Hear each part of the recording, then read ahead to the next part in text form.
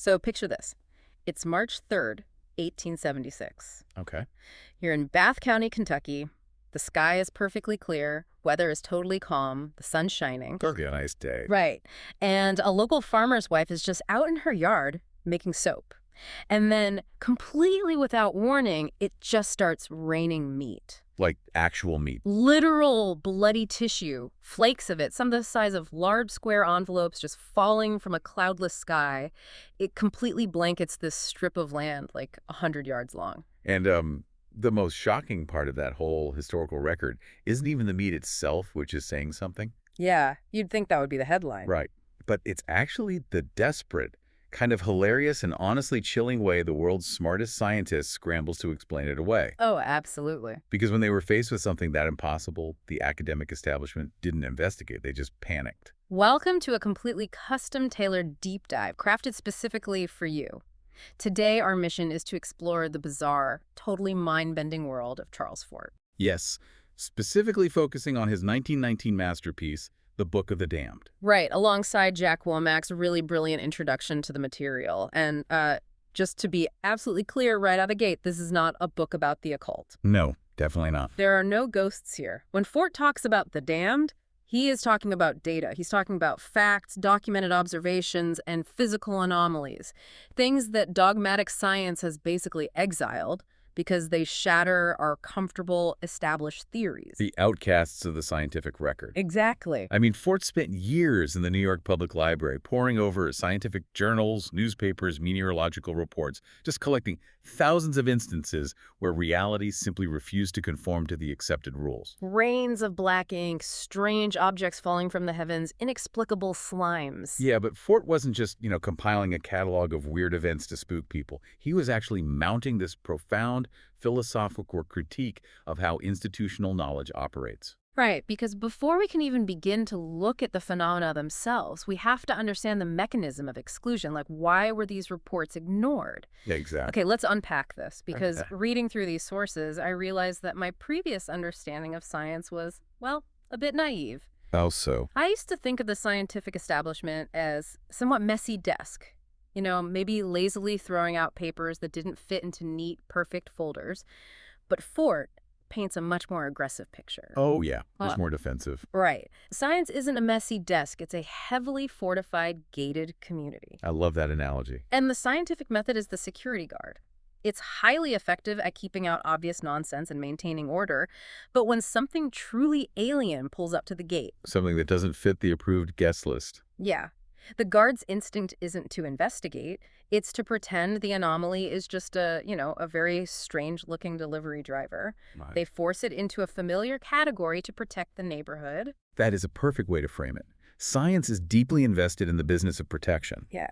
And what's fascinating here is how Fort addresses this exact tension through his concept of intermediatism. Intermediatism. Okay, tell me about that. Well, Fort argued that in our existence, nothing is entirely real or entirely unreal. There are no perfectly positive, absolute differences between things in nature. Everything is basically in a state of transition. Okay. He uses the spectrum of color to illustrate this really beautifully. If you look at red and yellow, they eventually merge into orange. Right? Yeah, of course. But where exactly do you draw the line? Like, at what specific microscopic wavelength does yellow definitively become orange? Well, you can't. It's a continuous spectrum, so any line you draw is entirely arbitrary. Exactly. But science, in its quest for what Fort calls positiveness, meaning order, truth, equilibrium, a final closed system, it cannot tolerate a spectrum. It needs things to be black and white, or, well, red and yellow. Right. Yeah. It requires absolute boundaries. So it draws an arbitrary line and declares this side of the line is real and that side of the line is false. Right. And to maintain the illusion of that perfect rule, the institution must aggressively exclude everything that blurs the boundary. It damns the orange to protect the ideological purity of the yellow and the red. But I want to push back on that a little bit. Sure. Because if I put myself in the shoes of a scientist, especially historically, I kind of want those strict boundaries. Like, doesn't science absolutely need those rigid rules to function? That's a fair point. If we accept every weird anecdotal report of frogs falling from the sky, don't we regress?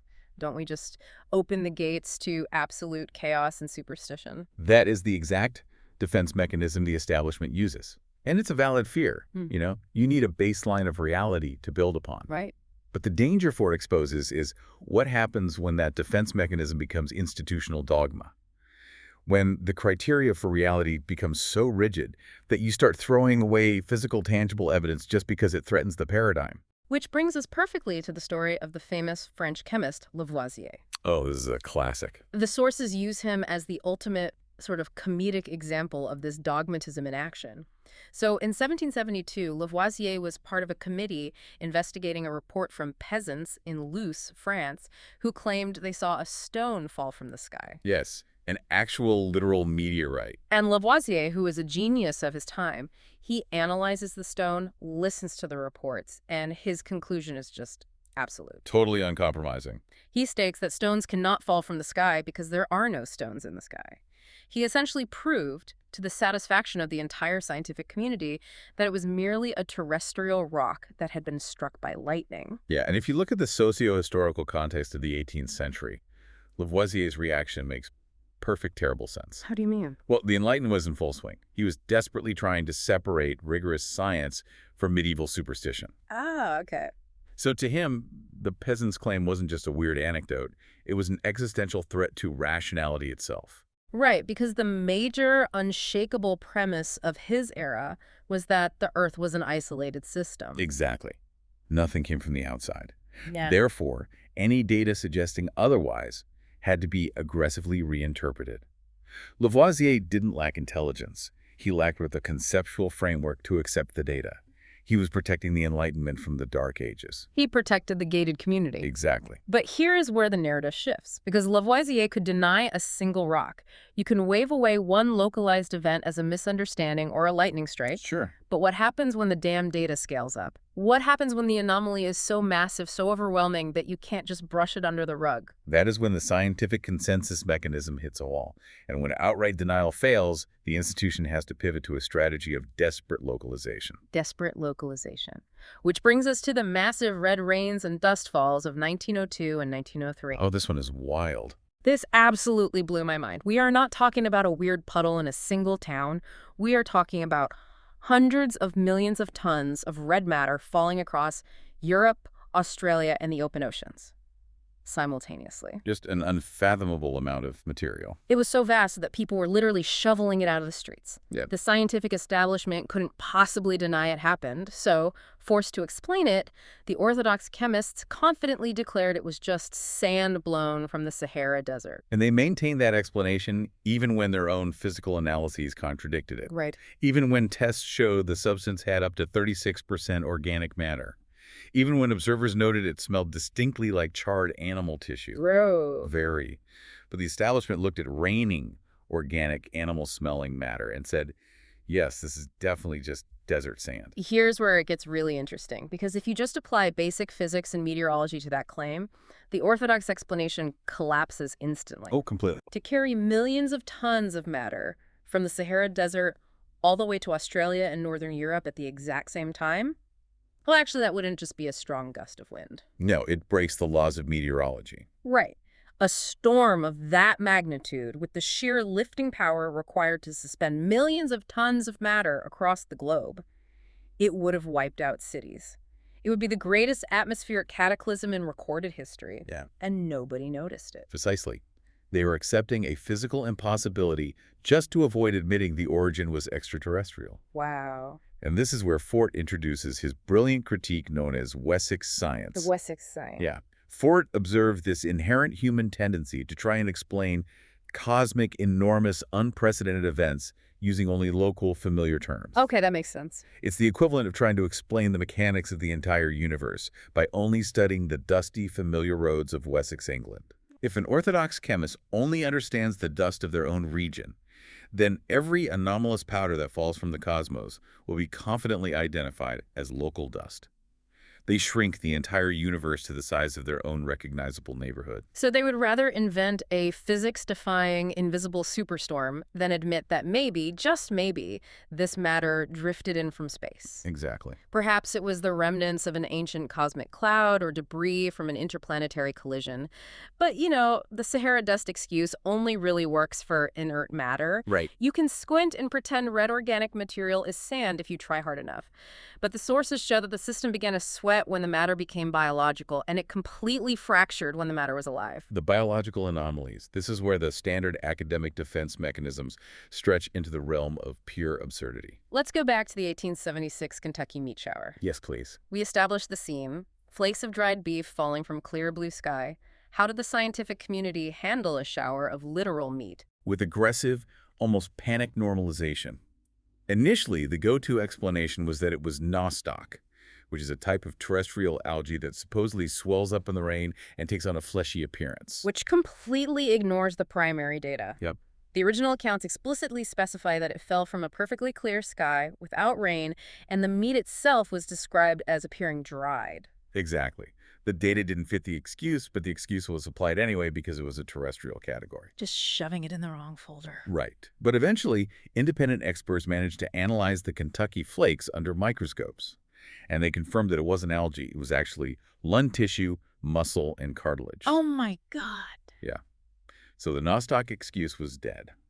And they had to pivot to an even wilder, more desperate terrestrial explanation to keep the gates closed. Okay, lay it on me. The widely accepted orthodox theory became that a massive, high-altitude flock of buzzards had gorged themselves on a field of dead horses somewhere else, flown over Kentucky, and then all simultaneously vomited precisely over this specific 100-yard strip of land. I mean, invisible, high-altitude, synchronized vomiting buzzards. It's just incredible. That is not a joke. Like, that is the actual orthodox scientific explanation that was accepted to explain away the anomaly. Yep, they published that. It is incredible, but it isn't an isolated incident of academia losing its mind to protect its paradigm.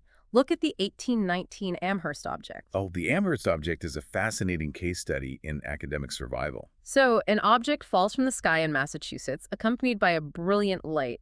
It is described by those who found it as a foul-smelling, buff-colored, pulpy mass. Right. But it had a nap on it, like a textile or milled cloth, and when it was exposed to the air, it slowly turned the color of venous blood. It sounds like an alien organism. It does, and Professor Hitchcock, a highly respected scientist of his era, comes along later, hears the reports, and casually dismisses this glowing, bleeding, textile-covered mass as a gelatinous fungus. Fungus. Yeah. He even confidently predicted that more would spring up in the area, which of course they did, because fungi are incredibly common. Naturally. But to make that classification, Hitchcock had to completely ignore the brilliant light, the textile covering, and the blood-like liquefaction. Right. As Fort brilliantly put it, Hitchcock identified an elephant as a sunflower simply because both have long stems. That's perfect. But why? Why did Hitchcock's brain force him to see a fungus? Because acknowledging the anomaly for what it truly was would require him to dismantle his entire life's work. Exactly. His denial wasn't just ignorance, it was an act of academic survival. If it's a fungus, he understands the world, he keeps his tenure, and he goes to sleep at night. If it's a bleeding cosmic textile, his entire framework of reality shatters. It's the exact same psychology that drove the investigation of the 1686 Memel Fall. Oh, the Memel Fall. Yeah, a massive shower of a damp, coal-black, leafy mass that tore like fibrous paper fell across northern Europe, covering vast areas of Norway and Pomerania. And the scientific body investigating it? The Royal Irishmen. They determined it was just marsh paper. Yeah, they claimed it was a rare, natural substance that forms in thin sheets on the surface of marshlands, and that a powerful storm had just scooped it all up and dropped it across multiple countries. And this brings us to the fatal flaw of the whirlwind defense, right? Exactly. The whirlwind is orthodox science's favorite tool for explaining away anything falling from the sky. But Fort points out the deeply flawed logic here. A whirlwind or a tornado is an engine of pure chaos. It is a violent blender of the landscape.